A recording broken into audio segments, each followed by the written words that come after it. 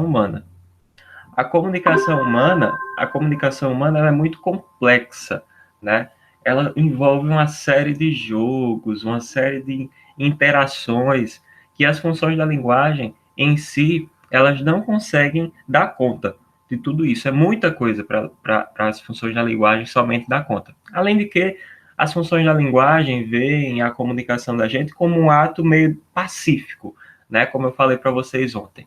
Uma coisa muito good vibes, paz e amor e tal, mas não é tão assim não, certo? A interação, a linguagem, a comunicação, ela pressupõe também batalha, luta, certo? Luta entre pontos de vista, luta entre ideologias diferentes, luta para persuadir, para buscar persuadir o outro. E aí tem uma teoria que a gente começou a ver ontem, que dá mais conta dessa relação de luta, dessa relação complexa, que é a teoria que está lá na página. Peguem o livro aí.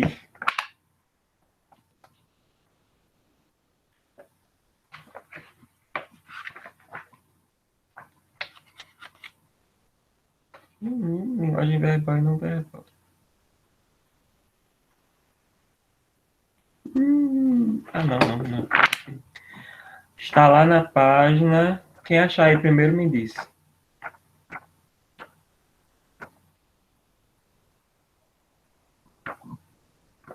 Mas, rapaz, na atividade. Eu passei uma atividade do livro e tu não sabe ainda onde está a tua bolsa.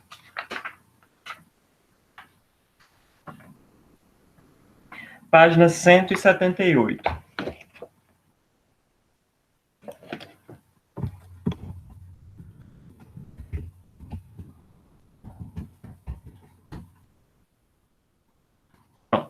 Então, a gente começou a ver ontem uma teoria que está lá na página 178, e ela fala sobre essa complexidade da relação entre sujeitos na comunicação, certo? A gente chama lá na linguística de teoria socio-interacionista da linguagem, mas esse nome é um pouquinho difícil para aplicar assim, tipo, para jogar para vocês. Então, a gente vai pensar em uma teoria da interação, tá? Da linguagem como interação. E eu já falava para vocês lá na aula.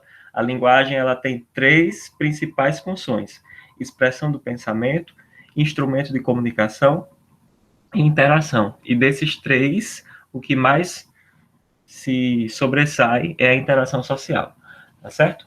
Ontem nós falamos sobre imagem. Deixa eu passar o slide aqui.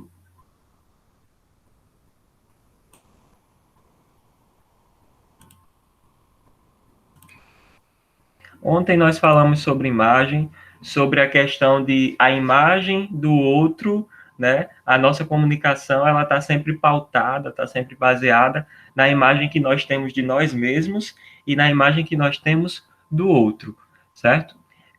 Um exemplo disso, quando eu era menor, assim, acho que quando eu era adolescente eu era bem tímido na idade de vocês.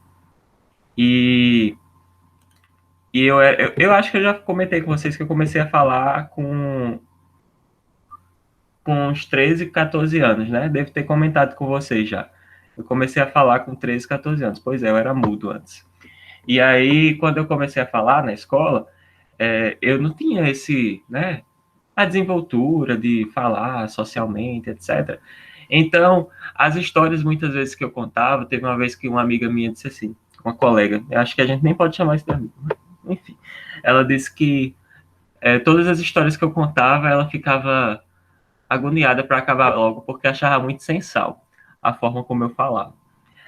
E aí, isso a gente às vezes projeta na nossa mente, né? Ah, eu sou sem sal, eu sou sem graça, não sei o que e tal. E a outra pessoa é divertida, etc. Então, muitas vezes você vai se comunicar com o outro a partir da imagem que você tem de si. Então, como eu sou sem sal, eu não vou contar história, eu não vou contar piada, porque eu sou sem sal, então não vou fazer isso, né? E eu, perto de uma pessoa divertida, eu me sinto com autoestima inferior e etc. Então, você o outro nem sempre tem uma autoestima legal, mas ele está manifestando que sim. Então, a comunicação é um jogo de imagens, né? Você se comunica a partir da imagem que você faz de si e da imagem que você faz do outro.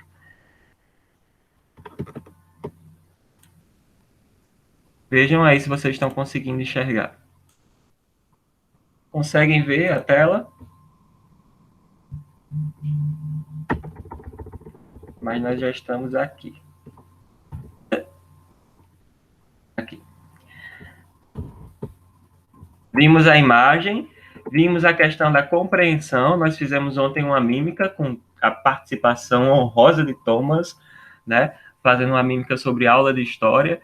E nós mostramos aí que para uma mensagem ela ser compreendida, é necessário que haja um ambiente propício para isso, ou seja, que não tenha ruídos, que não tenha muito barulho, que não tenha tantas interferências de comunicação, mas é preciso também que o leitor, ou o ouvinte, ou o receptor, e o emissor, ou o autor, ou o remetente, ou o enunciador, são vários nomes que a gente pode dar, a gente precisa que essas pessoas da comunicação, elas tenham conhecimentos próximos, certo? Por quê?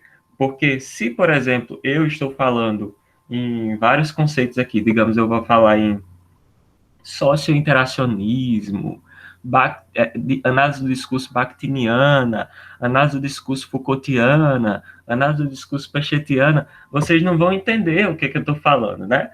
Vocês não estão entendendo aí esses termos. Mas quando o outro, né, a outra pessoa com quem eu estou conversando, o interlocutor, ele é da área de linguística, da área de letras, então ele vai entender se eu precisar explicar. Então, a compreensão ela depende desse conhecimento de mundo que é partilhado entre o locutor e o interlocutor. Concordância e discordância é o outro fator que interfere na nossa comunicação, na comunicação entre os sujeitos. Por favor.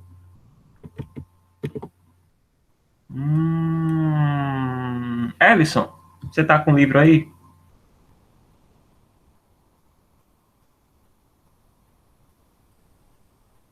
Não. Catilene?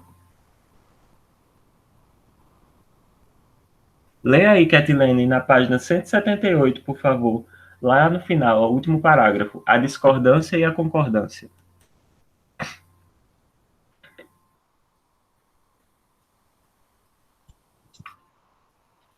A discordância e a concordância fazem parte da convenção. Um grau maior de concordância gera maior afinidade entre os interlocutores.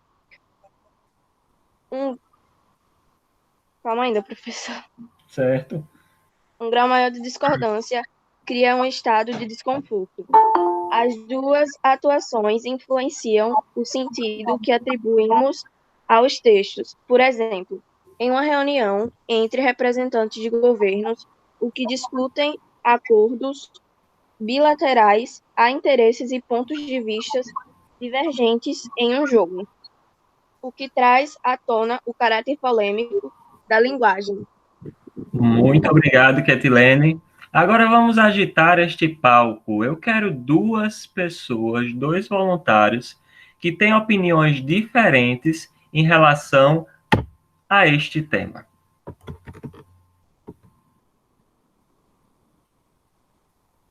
Quem concorda e quem discorda?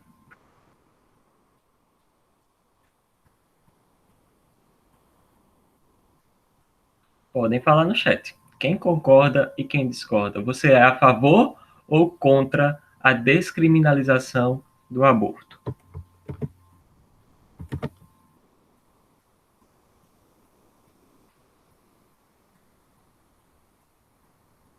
Contra a descriminalização.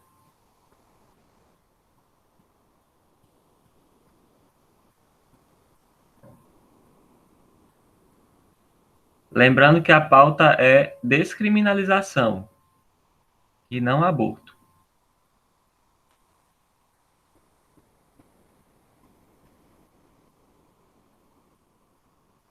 Não tem ninguém a favor?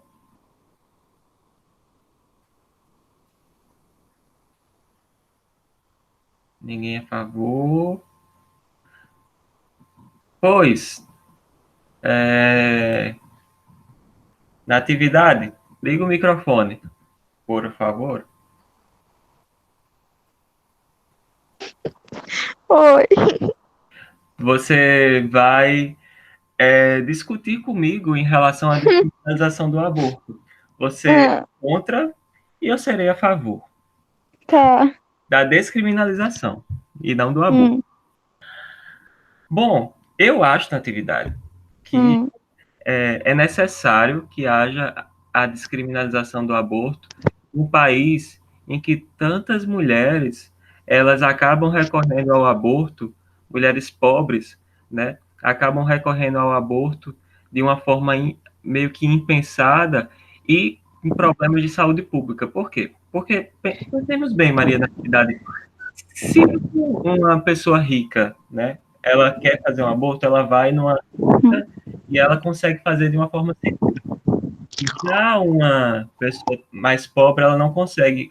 E no Brasil há muitas mortes em decorrência desse maltrato, né, na questão de fazer o aborto. Além de que, quando você faz, né, isso, primeiro, o Hum. Estado ele não tem domínio sobre o corpo da pessoa, da mulher, né? Isso é uma questão pessoal, né? Eu, por exemplo, sou contra o aborto. Eu sou católico, eu sou contra o aborto. Mas É, eu também sou. eu não acho que o Estado deva interferir na questão do corpo da mulher, porque é, é, é uma questão religiosa e pessoal, e não uma questão de tornar uma pessoa criminosa porque ela fez algo com o seu próprio corpo. Ela pode ser presa por isso, sabia? Mas O que é que... eu acho que aborto é crime e a pessoa deveria ser presa porque abortou uma criança. Porque Sim. aquela, aquele bebê que tá no seu corpo, ele é seu, mas é tipo. Não, eu não sei muito bem explicar. Eu já falei muito sobre aborto com Lidiane e sobre essa parte religiosa. E ela me falou que muitas mães serão salvas por causa da maternidade. Tipo, Uhum. eu levo muito pelo lado religioso nessa parte do aborto. Sim, Eu acho isso um pecado muito grande. sim, sim. Eu concordo com você, né, nessa questão, né? Até porque, como eu disse, eu não teria, não sei, né, se eu fosse mulher, porque eu não sou mulher, mas se a minha esposa minha namorada tivesse grávida, espero que não, eu não conseguiria, assim, sabe, ficar confortável com isso? Não conseguiria, porque é O algo quê? pessoal, porque é Ah, uma vida, tá. é algo pessoal, é uma vida, assim, sabe, Uhum. para ser tirada dessa forma. É, eu também, se eu descobrisse que eu tava grávida na adolescência, eu ia ficar muito preocupada, com medo, eu ia querer abortar. Mas, Mas não pode, que é pecado. porque é pecado. Mas será que porque é pecado é crime? Sim, é crime, aquilo é uma vida dentro de você. Então seria assassinato. É, pra mim sim, é uma vida, você tá matando uma pessoa. Uhum. Nós poderíamos, obrigado pela participação na atividade. De nada. Nós poderíamos, nós fizemos uma discussão bem simplificada, porque é um tema que daria uma aula inteira para fazer essa discussão, só que não é o foco da nossa aula, tá certo? Mas é um tema que rende, que se vocês quiserem a gente pode reservar uma aula só para discutir isso, a gente faz uma aula de argumentação e a gente pode discutir isso. Até porque é um tema que não deve ser simplificado, é algo muito sério. Mas o que eu quis demonstrar aqui é que nós temos concordâncias e discordâncias. Se dois interlocutores em uma conversação eles têm mais discordâncias do que concordâncias, vai ficar difícil que haja comunicação. Veja que eu e Natividade tivemos um ponto em comum. Nós dois somos religiosos e acreditamos que é pecado fazer aborto. Só que houve um ponto também de discordância. Né? Para a Natividade é um crime porque é um atentado a uma vida que já existe, né? Porque já foi gerada, já existe ali um assassinato. E para mim eu não acho tanto como algo que o Estado deveria intervir, sim, deveria ser uma decisão da pessoa. Então, se a gente fosse prolongar nisso, a gente veria mais discordâncias, mais embates, a gente teria argumentos, na atividade traria argumentos, eu traria outros argumentos, aí eu ia pesquisar aqui e ela ia pesquisar lá, e a gente ia tentar chegar a um ponto, né, a uma verdade que não existe sobre isso, porque eu falei para vocês, cada um de nós tem uma verdade diferente de acordo com o nosso ponto de vista. Mas o que eu quero colocar para vocês é que quanto mais houver discordâncias, menos haverá uma comunicação alinhada entre os locutores, os interlocutores. E a concordância e a discordância são duas coisas que fazem e interferem nessa interação entre sujeitos, que interferem na comunicação. Tá bom? Olha, foi xingar no zap. Como assim? Não tenho domínio sobre essas questões. Intertextualidade e interdiscursividade. Leia aí, por favor. Tá com o livro, Valmir?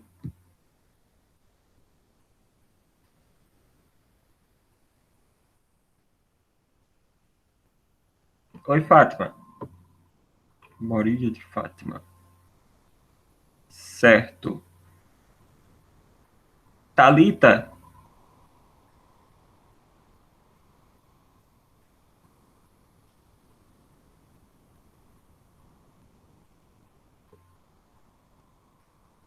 Ainda tem isso, Fátima, Maria de Fátima. Ainda tem essa discussão que a gente pode fazer também. É um outro argumento que a gente pode utilizar. Inclusive, o aborto não é criminalizado nesses casos, eu acho. E há uma diferença também entre descriminalização e legalização, certo?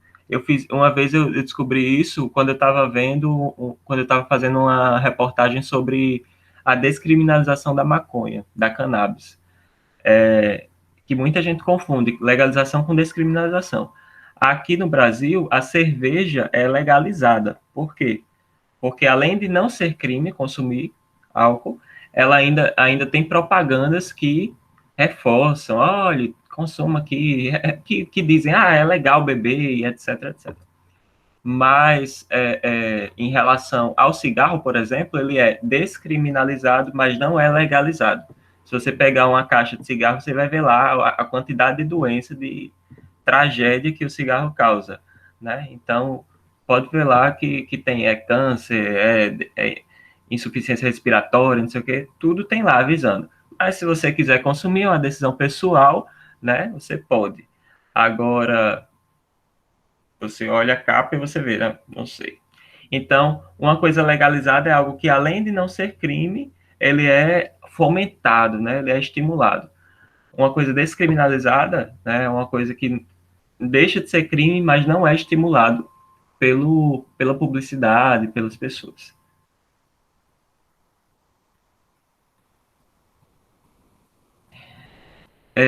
Talita, tu lê, por favor, aí, na página 179, a intertextualidade e a interdiscursividade? A intertextualidade e a interdiscursividade são fundamentais na produção de sentido. A intertextualidade acontece quando um texto cita outro, de forma direta ou indireta. Um leitor que reconhece versos de Canção do Exílio, de Gonçalves Dias, em outros poemas, por exemplo, consegue estabelecer relações entre os textos e enriquecer sua interpretação. Já a indiscursividade ocorre quando um texto faz referência à maneira de pensar e de agir de determinado meio ou grupo, ao exibir os dedos em V no sinal de paz e amor. Você está fazendo referência ao discurso IP. Movimento jovem que, nos anos 1960, defendia ideias de igualdade e justiça. Cada texto já recebeu influência de muitos outros textos e discursos, e naturalmente recorremos ao nosso repertório para atribuir sentido a eles. Muito obrigado. Então, a interdiscursividade e a intertextualidade, elas são essenciais na produção de sentido. Por quê?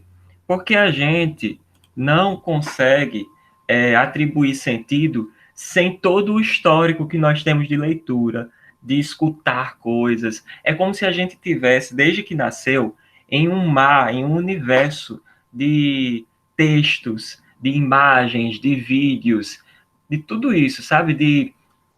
Na religião, as pessoas falam algumas coisas, na família, as pessoas falam algumas coisas para a gente, e a gente vai juntando, vai pescando todo esse conhecimento que nos é jogado, e com isso a gente vai interpretar e atribuir sentido aos outros textos.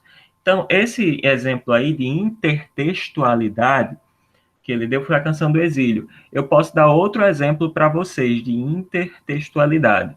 A música Monte Castelo,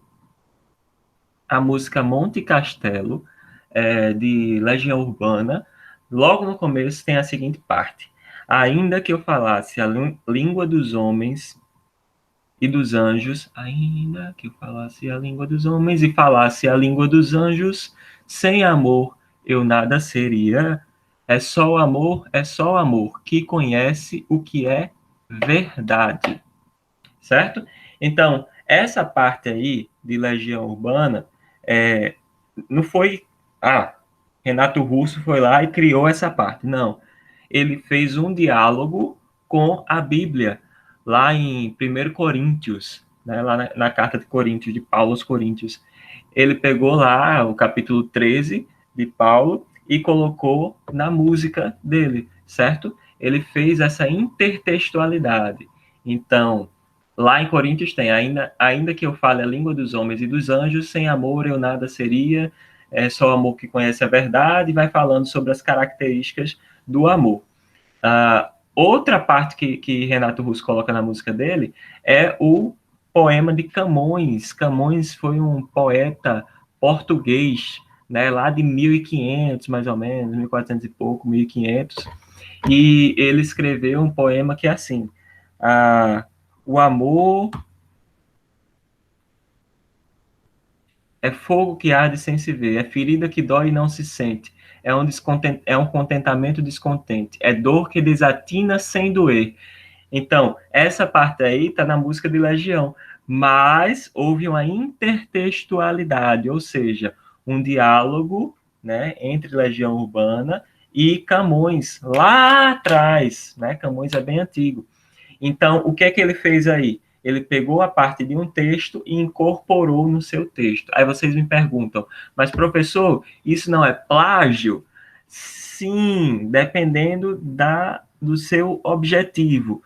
Como o texto ele é poético, né? Ele tem esse objetivo de fazer a relação entre as palavras da Bíblia e entre as palavras de Camões, entre esse amor que é concreto e abstrato ao mesmo tempo, né, em definir a noção de amor segundo a religião e segundo a arte.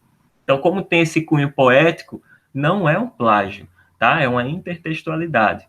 Mas, se você copia exatamente como está em um site, na sua resposta, aí é plágio. Por quê? Porque você não teve um objetivo em relação a isso, a não ser responder para mim uma coisa que eu perguntei a você, olhando para um site. Eu não perguntei a fulano de tal do G1, eu perguntei a você, certo?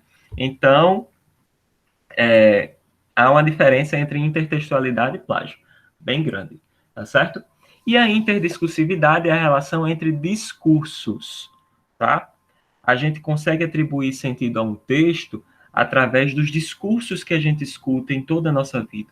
Discurso político, discurso religioso, discurso econômico, discurso pedagógico, né, educacional, discurso legislativo, discurso jurídico.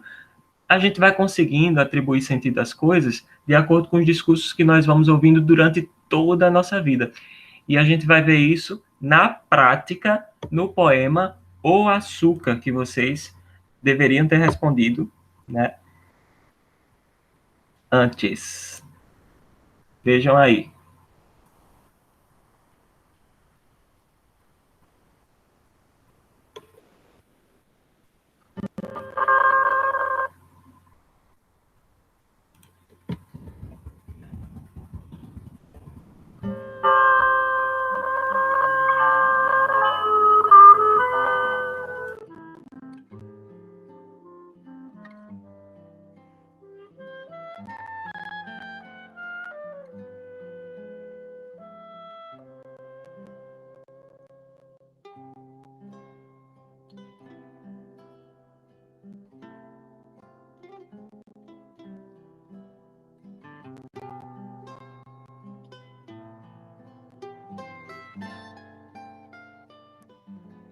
O branco açúcar que adoçará meu café desta manhã de Ipanema não foi produzido por mim, nem surgiu dentro do açucareiro por milagre.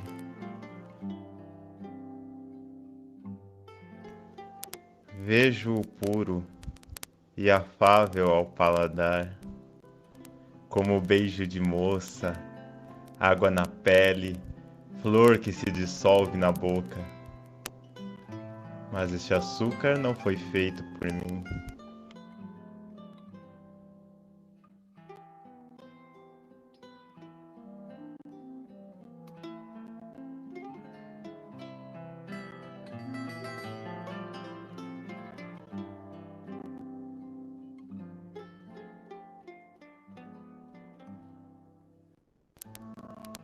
Este açúcar veio da mercearia da esquina, e tampouco o fez o Oliveira, dono da mercearia.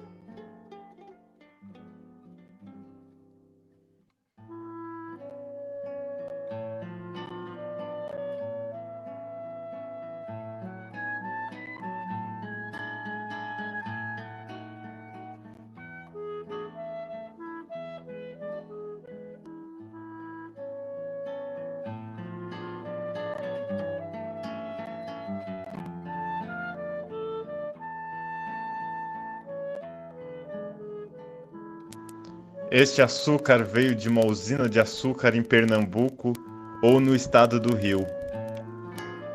E tampouco o fez o dono da usina. Este açúcar era cana e veio dos canaviais extensos que não nascem por acaso no regaço do vale. Em lugares distantes, onde não há hospital nem escola, homens que não sabem ler e morrem de fome aos 27 anos, plantaram e colheram a cana, que viraria açúcar. Em usinas escuras, homens de vida amarga e dura produziram este açúcar branco e puro, com que adoço meu café esta manhã em Ipanema.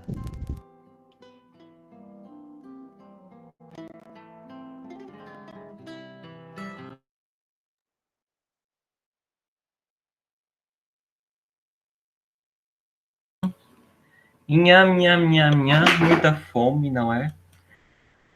Muito adequado esse vídeo. Muito adequado. Estou salivando. Ó, eu pedi para vocês fazerem uma atividade sobre esse texto, certo? Sobre esse poema, lá na página 33. Eu recebi algumas atividades, tá? Vocês têm até hoje, inclusive, para enviar. Quem não fez ainda, tem até hoje para enviar essas atividades. Eu vou ler e vou dar o retorno individual a cada um. Lembrando que até hoje também é para entregar a atividade sobre a correção do editorial, tá? Estou esperando. Só vou colocar como feito se vocês me entregarem a correção individual. Eu já recebi de algumas pessoas, certo? Tá lá no WhatsApp esperando eu baixar, porque quando eu baixo tudo de uma vez. mas já recebi de algumas pessoas, tá? E é isso. Eu acho que eu vou mudar um pouquinho a metodologia, tem que fazer a correção. Vou ter que mudar, eu vou mudar um pouquinho a metodologia de vocês entregarem a atividade. Vocês vão continuar me entregando pelo WhatsApp, mas lá no Google Sala de Aula vocês vão marcar OK, responder, OK, entregue, respondido e marcar como concluída, para que vocês vejam quais foram as atividades que vocês fizeram, né? Porque fica cinza, né? Quando vocês respondem. E como eu estou colocando só em forma de material, então não tem como vocês responderem lá, OK, dá o OK lá. Aí eu vou colocar como forma de pergunta lá no Google Sala de Aula, porque vocês respondem OK, marca como concluída, mas me entrega sempre pelo WhatsApp, tá certo? Só para vocês terem noção de organização e não esquecer, mas não tem como esquecer que está lá no grupo só tem isso, viu? Eu mando as atividades no grupo, mando as atividades no Google Sala de Aula também, e é só entrar lá no grupo, que só eu falo, que eu e Fatinha, né, porque eu não consigo parar de fazer Fatinha falar lá, mas somente pronto, tá? E o açúcar. O açúcar. Vejam que neste vídeo, como é que o autor, a pessoa que gravou o vídeo, né, como é que ele interpreta esse poema? Como é que qual a visão que você acha que vocês acham que essa pessoa que produziu o vídeo, ela tem sobre o poema? Quais as imagens que nos mostram lá no vídeo que o poema ele tem uma relação interdiscursiva com algo da história? Thomas.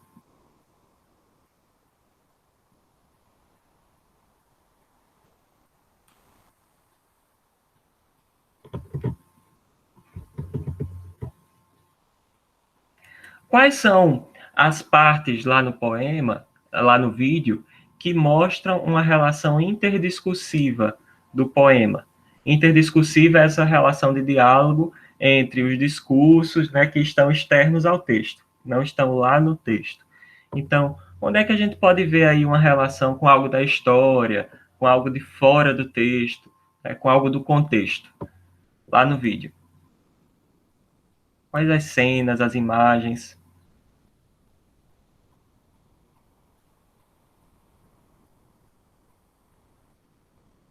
Barças. Quais as imagens? O que é que essas imagens nos dizem sobre o poema e sobre a história?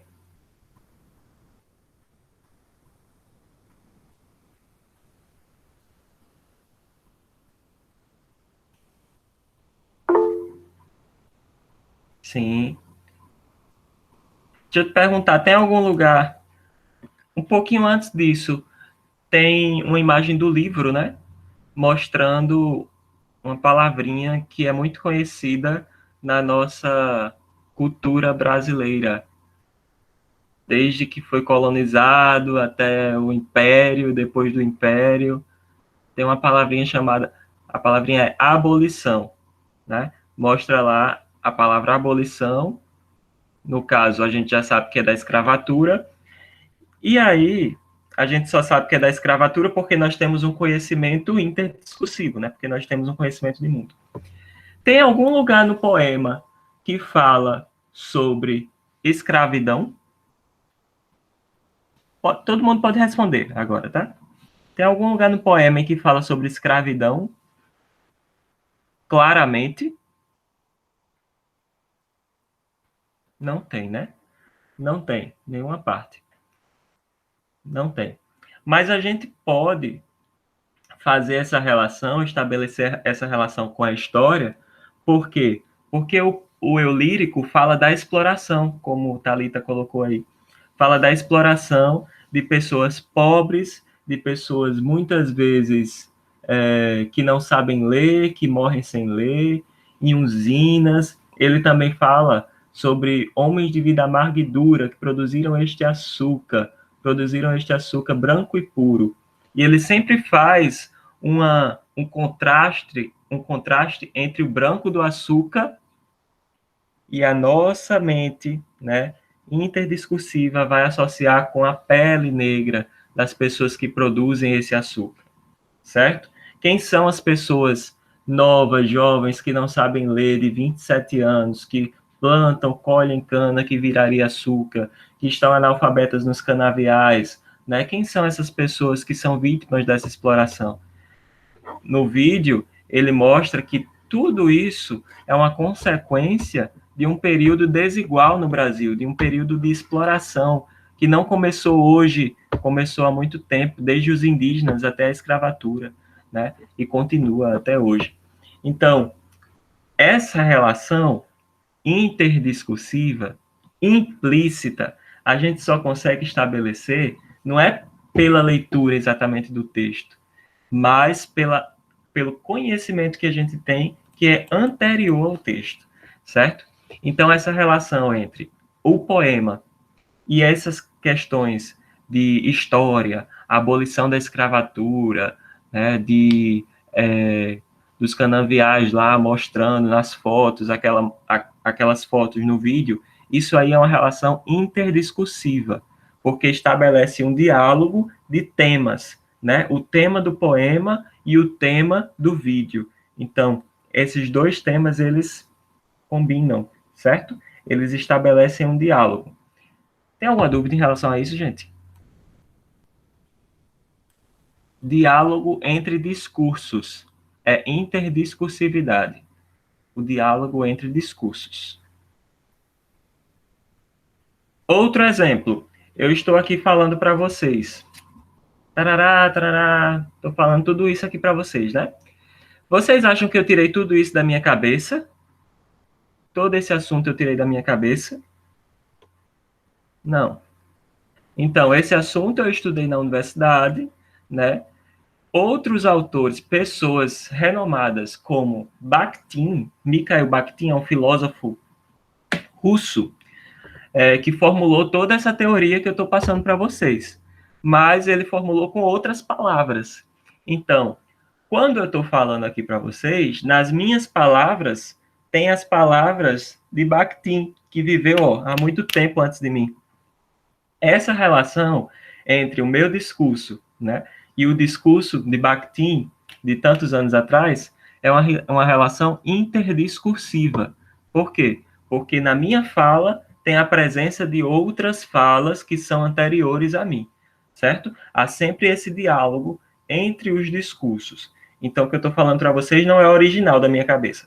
Veio antes, outras pessoas já produziram e eu estou trazendo para vocês também, tá? Belezinha? Posso passar aí? Um texto tem um só sentido? O que é que vocês acham?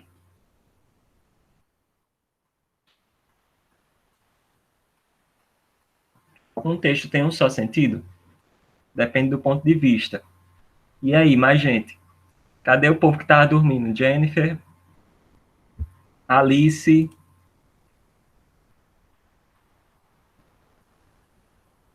Eduarda?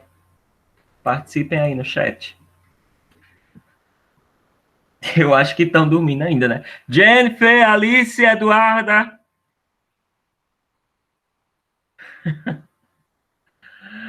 Um texto tem um só sentido? Depende. Não. Fatinha foi mais incisiva. Não tem um só sentido. Né, Samuel? Não tem um só sentido. Vocês foram extremos, mas vocês foram certos. Assim como os outros que falaram depende também. Né? Então, não. Um texto não tem um só sentido. Um texto tem vários sentidos. Aí no livro, na página que a gente estava lendo, 179, lá no finalzinho diz assim: o sentido do que se fala não está inteiramente estabelecido de antemão. Em boa medida, ele é construído durante a interação, resultando em uma negociação entre sujeitos. Ao mesmo tempo, remete para outros textos, uma intertextualidade, e outros discursos, uma interdiscursividade. Então, o que eu estou falando aqui para vocês pode fazer o maior sentido e pode ser também que não faça muito sentido. Cada um de vocês vai interpretar de uma forma diferente o que eu estou falando, tá? Do mesmo jeito que a leitura do poema, cada pessoa pode interpretar e ver uma coisa. Lá no primeiro exercício que eu passei para vocês, sobre ensaio sobre a cegueira, que eu acho muito massa aquele vídeo da performance das pessoas cegas, né, todas sujas de lama, caminhando pela cidade com um monte de sacolas. Eu perguntei a vocês qual era a visão de vocês, qual a interpretação de vocês em relação àquilo. Algumas pessoas me disseram que era a sociedade consumista, que não conseguia enxergar, né, as coisas que estavam à sua frente, as coisas que importavam. Outras pessoas me disseram que era o problema da deficiência visual das pessoas, né? Então, foram pontos de vista diferentes, sentidos diferentes que vocês atribuíram ao mesmo texto. E esses sentidos, eles dependem do histórico que vocês têm de leitura, né? Dependem do momento em que vocês interpretam, mas principalmente da relação que vocês estabelecem entre aquele texto, aquela performance das pessoas andando no meio da rua com os olhos vendados e cheios de sacolas, e os outros conhecimentos que vocês têm anteriores. Então, o sentido, ele é estabelecido dessa forma. Até Thomas tinha me perguntado na época, quer dizer que não existe um só sentido? Quer dizer que as coisas, então, não são, assim, reais? Como é que é isso? E aí eu disse, depende da interpretação que as pessoas vão dar, certo? A gente tem algo que na linguística, que na ciência tem aquela verdade, né, científica, mas muita gente pode não acreditar, muita gente pode dar outros sentidos. Então, o sentido não é exatamente aquilo que está no texto, é a relação a interpretação que o leitor tem do texto. O sentido é uma construção entre o leitor e o autor, certo? É uma construção desse processo de leitura, tá? Por isso que o sentido não é só um. E para mostrar isso para vocês, reparem nesse vídeo aqui, tá? Que traz um resumo de um livro, um clássico da literatura, escrito por Machado de Assis, Dom Casmurro, e talvez a gente possa ler ou não. E aí é um dos livros assim mais aclamados pela crítica brasileira e mundial também. Então vejam aqui se um texto, até mesmo um livro, ele pode ter mais de um sentido, inclusive no final. Vamos ver aqui.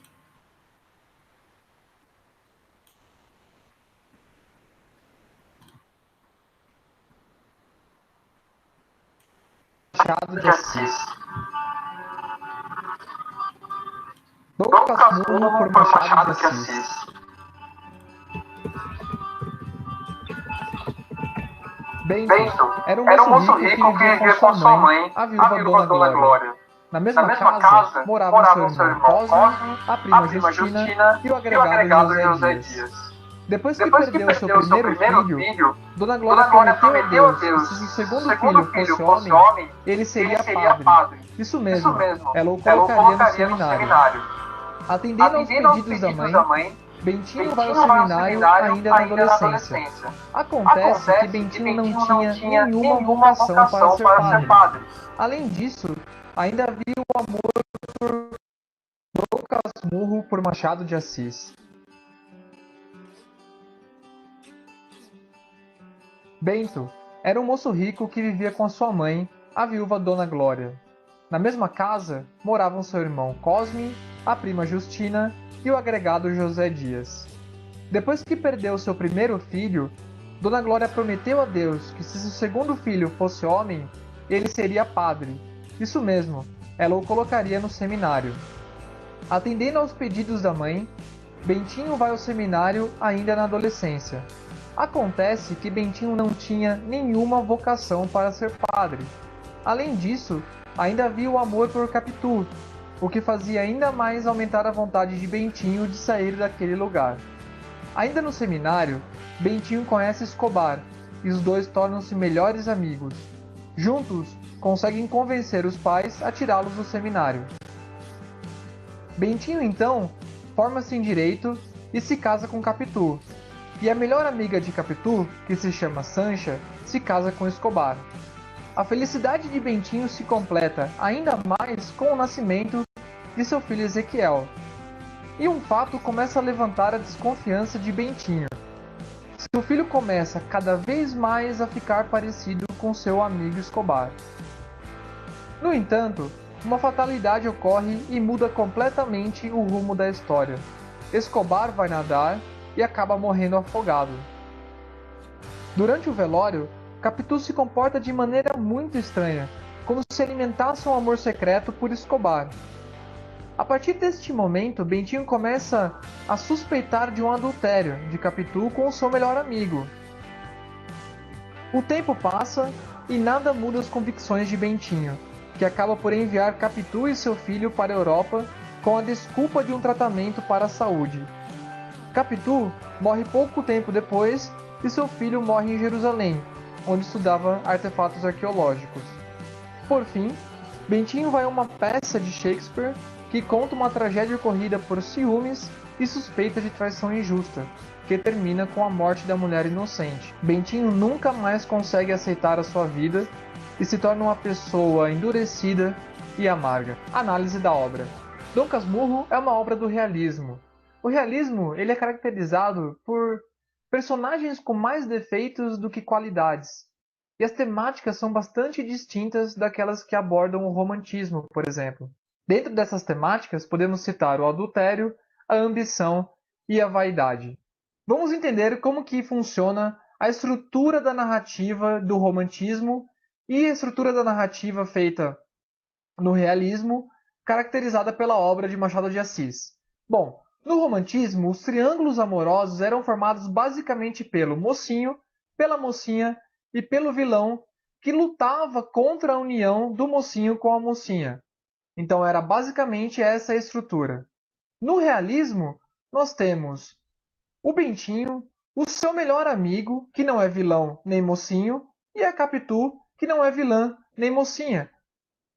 Além disso, a obra Dom Casmurro trabalha com uma possível traição feminina, o que quebra completamente com os paradigmas do romantismo, onde a mulher é idealizada. Também podemos perceber na obra que ela é narrada em ordem cronológica, ou seja, os eventos e fatos possuem datas e possuem uma cronologia bem definida. Além disso, o romance é narrado em primeira pessoa e funciona como uma espécie de pseudobiografia de Bentinho. Podemos perceber também que o enredo da obra não é dinâmico, pois predomina o fator psicológico na narrativa de Bentinho. E talvez o traço mais marcante da obra Dom Casmurro é que não há comprovação da traição de Capitu. Em nenhuma parte do texto está escrito que ela efetivamente traiu Bentinho. E por isso, a conclusão, se houve ou não a traição, fica a cargo do leitor. Obrigado, pessoal. Espero que vocês tenham gostado. Enviem. Pois é, um dos maiores mistérios da literatura brasileira até hoje é Dom Casmurro, porque muita gente acha que Capitu traiu Bentinho e muita gente acha que Capitu não traiu Bentinho, né? Então, isso mostra que um texto, né, ele não tem somente um sentido, ele pode ter mais de um sentido. E ambos os sentidos eles são baseados em coisas do livro, né? As pessoas costumam fazer o julgamento de Capitu. Quem acredita que Capitu traiu Bentinho vai dizer que ela traiu baseado em argumentos do livro.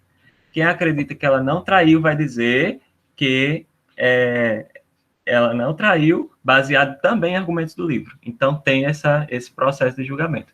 E aí, se vocês se interessarem, a gente pode ler este livro em outra época, mais tarde nesse ano, e a gente pode fazer esse jogo. Será que Capitu traiu Bentinho ou será que Capitu não traiu Bentinho? Até hoje ninguém conseguiu estabelecer uma verdade. Eu tenho minha opinião, li o livro esse ano, mas eu tenho a minha opinião e bem firme, assim. Acho que, não vou dizer a vocês não, mas, enfim. Então, a gente viu que um texto não tem um só sentido e...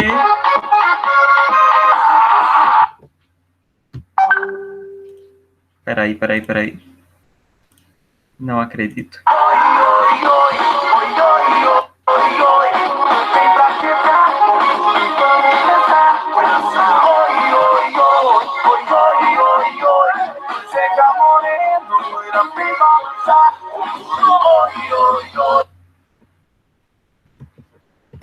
Encerramos o nosso capítulo de hoje.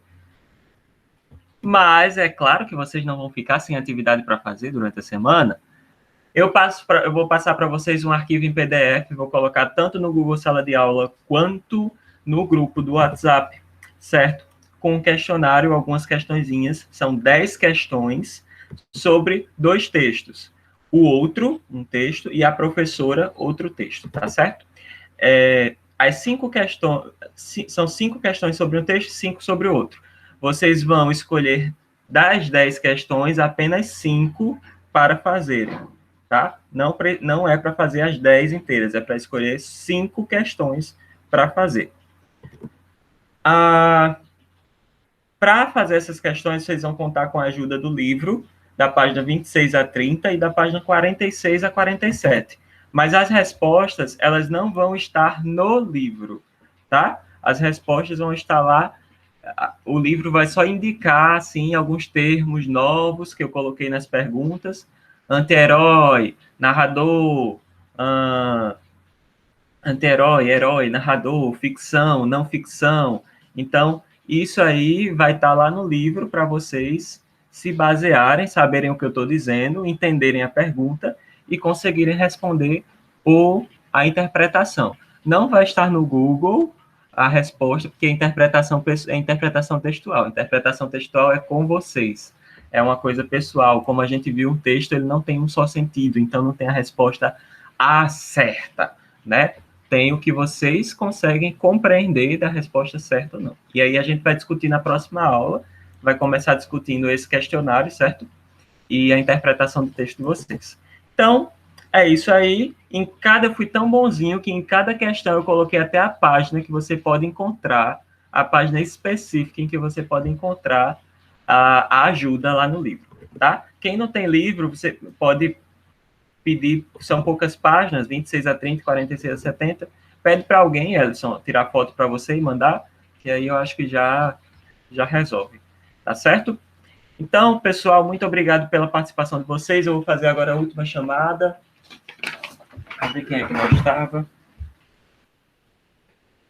Ao que eu forem falando, dúvidas sobre a atividade? Quando vocês tiverem, talvez vocês tenham dúvida na hora de fazer.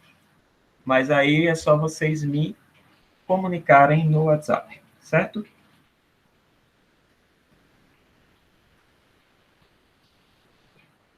Vamos lá. Adriele, Alice, Ana Caroline, Eduarda, Ellison, Jennifer, Ketilene, Maria de Fátima, Maria Mariana, Maria Natividade, Samuel, Thalita, Thomas.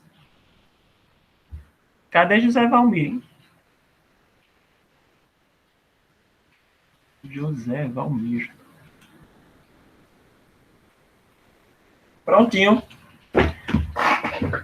Então, obrigado pela participação. Até a próxima aula na semana que vem. Façam a atividade. Tchau, tchau.